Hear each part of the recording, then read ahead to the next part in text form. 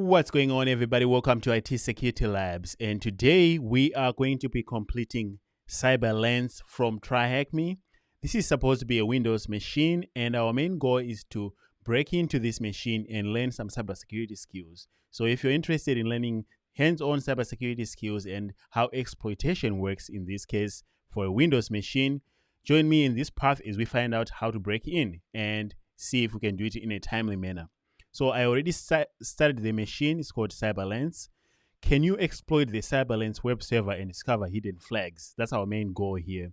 If you come to the machine description, there's a couple paragraphs where they talk about the actual scenario. And what I took away from reading all this is that this is a server that's supposed to give us metadata about files. We are going to find out if we can break into that server and exploit a certain vulnerability. So once you start the machine, they will say, make sure to add the IP address to etc host as cyberlens.thm. Otherwise, let's go and do that right now. Just run. All right, but I have not connected to the VPN. So let's go to CD VPN, open VPN, tryhackme.org. So now I'm connected. I'm using my own Kali machine. Now that I'm connected, let's see if we can just access that machine. One of the reasons why we will need to do something like this is if we're dealing with Active Directory or web servers. So let's see if there's a web server. Check HTTP.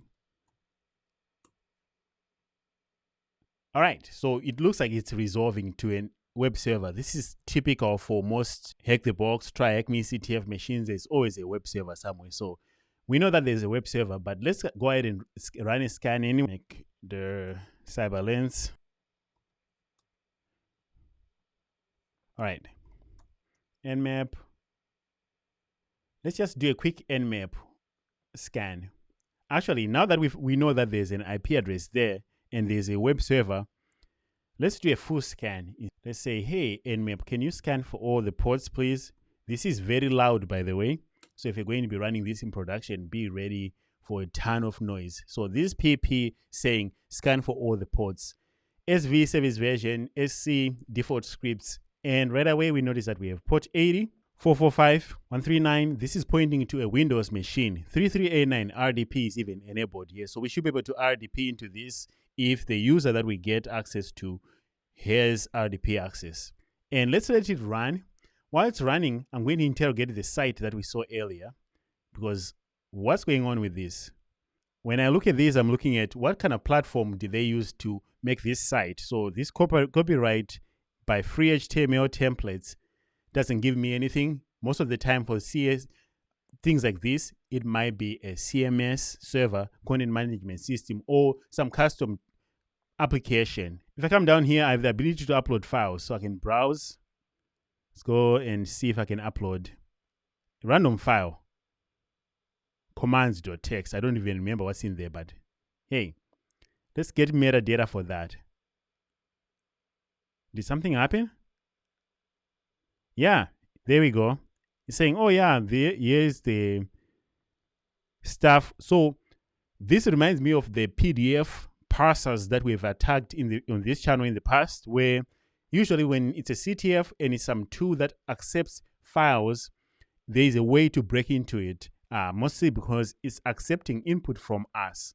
So this one, whatever they're doing, is passing through my file. I gave it a text file and it worked. Let's give it a different type of file. Executable.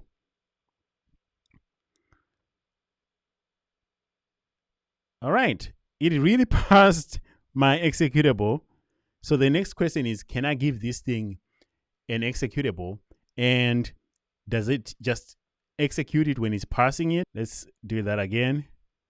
Maybe let's check the page source to see what it's actually doing if we can. So what I'm looking for is this running some custom tool somewhere, and what is it? So looking through this code, you notice that here, this is where the image extraction is happening. And we are doing a fetch to an endpoint, cyberlens.thm on port 61777, such matter. This is the actual endpoint that we are running. I don't know what the name of the endpoint is, but this is where we are going. Let's check to see if our scanner has found that port. Probably not. So I'll stop my Nmap here because I don't want it to keep taking more resources. Let's give it, paste that. So we're just trying to visit whatever that endpoint is directly to see if it talks back to us. Okay, maybe without /meta.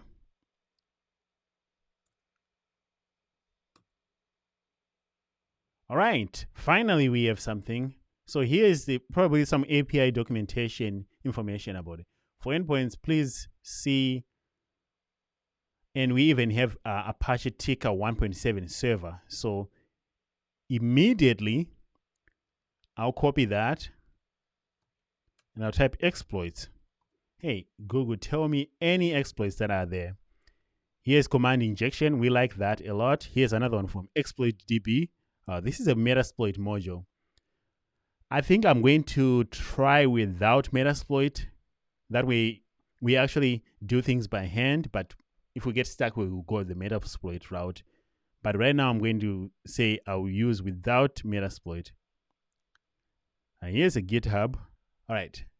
First, here's a detailed write-up for it. I spent some time reading through this, and what I found out is that this reminds me a lot of Log4j.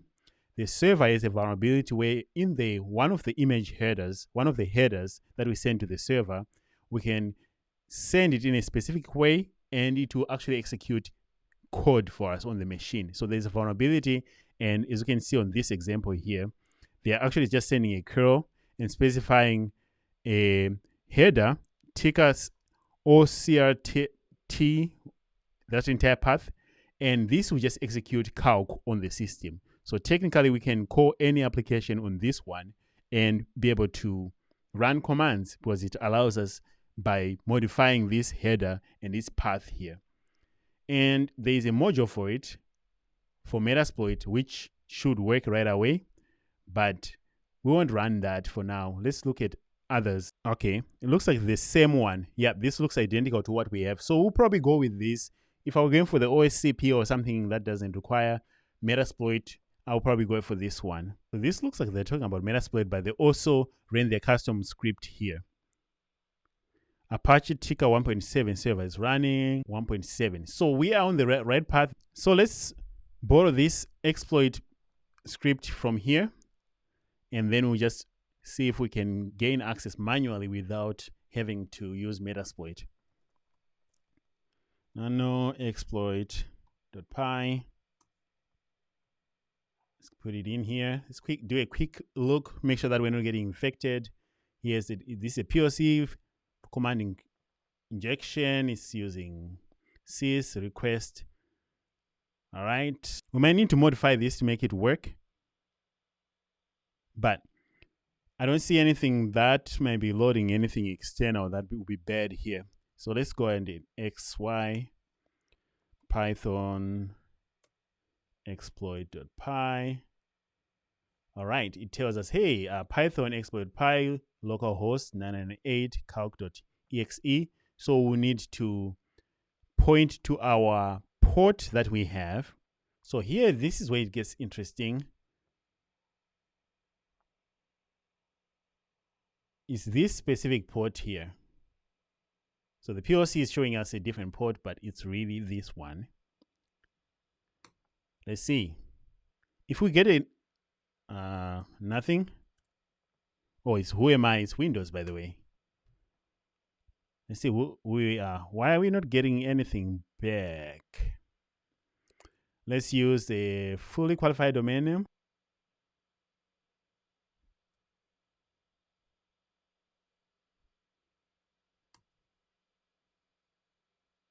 Okay, let's do a ping.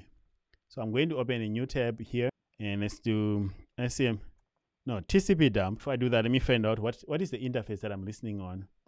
IPA.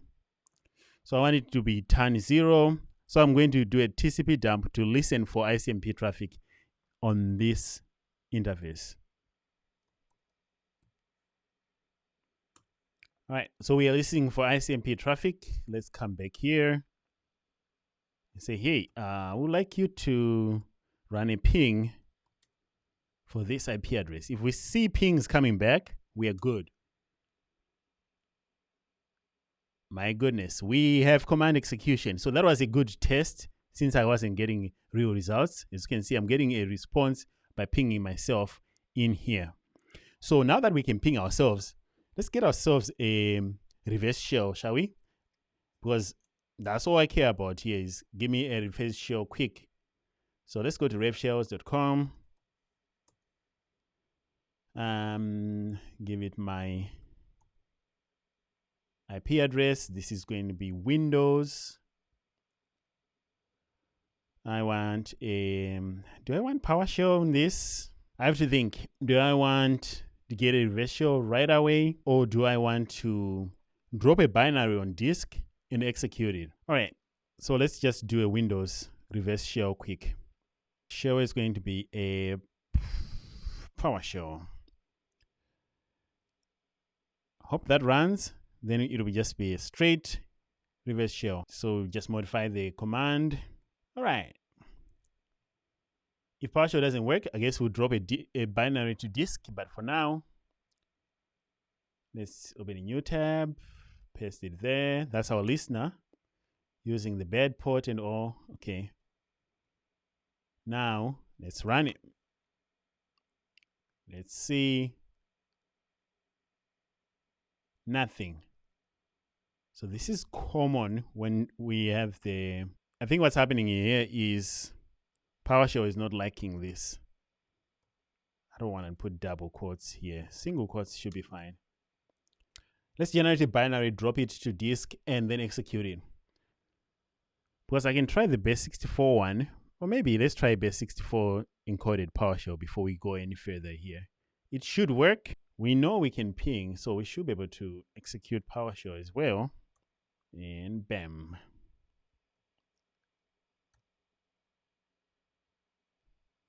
Let's send it. This time it's not complaining. All right, we're in. So we got our reverse shell. That was the encoded one. So once we get our reverse shell, first thing is, where am I? So we're not system. Where am I? Such priv. See where we are here. We have no privileges, folks. So we are going to need to work harder here. But we got in as CyberLens, which is fine. So the next thing is to download WinPs. Is it like that? Do I have WinPs here? It has been a while. Yes, I do have WinPs.exe. So let's bring WinPs to here. I don't know what I want to do here. How do I want to transfer this? Maybe setutil might do it for us. All right, so let's just host that file that we moved to our folder. It's a winps.exe. So we just use Python simple HTTP server-m. Sure, I'll just host it on port 80 because I want this running right now. Then coming here, let's just host our payload in C Windows temp. Then let's use PowerShell wget HTTP to our IP address winps.exe. We just want it to be winps.exe in here. All right, there. Yes. Oh, I'm silly. I am very, very silly. This is the IP address of my victim machine. I need to put the IP address of my own Kali here. So I need to copy this 1013 IP here so I can download it. Okay, that was too quick. Did we reach out? Oh, winps.exe is spelled differently. All right, so using PowerShell, we can use wget to pull winps.exe.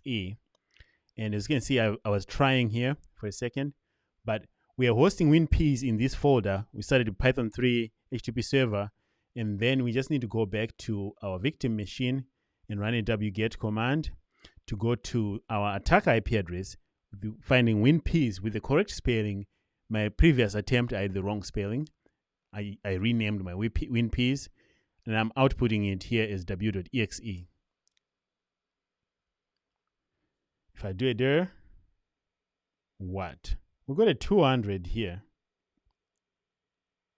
Okay, sometimes in the temp folder, I don't see my stuff for whatever reason. So I'm redoing the wget command, but this time I'm going to the tasks folder. Then I do dir c tasks. Okay, it's in my tasks, so I'll just go there. I'm pretty sure that it's in the temp folder, but my dir does not see it. There's a weird thing that I noticed. If you know what's going on with the temp folder and when you download things into it, it doesn't work, let me know. But sometimes it does. Tasks always works at all times. So now I need to run the winps w.exe. This will just run winps, the regular winps, to find out if there's any vulnerabilities in here. And once it's done, we should check it out. I should have actually outputted the results to a folder somewhere, but I'm just going to run it until it's done. Hopefully we can see it. And while it's running, we'll just wait. All right, so it looks like winps is done. So we need to go through these results and figure out how to exploit it. So we ran it, we get the cool logo. Here's some system information. We now know that this is a server 2019 here. I see these vulnerabilities. Most of the times I don't dwell on this unless if I get really stuck. So I skim through these, unless if I see something like Eternal Blue or something like that, then I might go for it. But right now, I will leave that one for now. Then we just check everything else, looking for passwords, commands, or anything that's more interesting. So I'll keep scrolling here. It's a little bit tedious, but if you're careful and you're taking your time, you might find something more interesting in here. Okay, so this is helpful. There's no antivirus detected, so we don't have to worry about getting detected or anything like that. I mean, winps would have been removed if there was antivirus anyway, so we know that there's no AV here. All right, here's another one. This is an interesting one. Just scrolling down a little bit, we see that checking always elevated. Here's a document for it. Let's search for always elevated.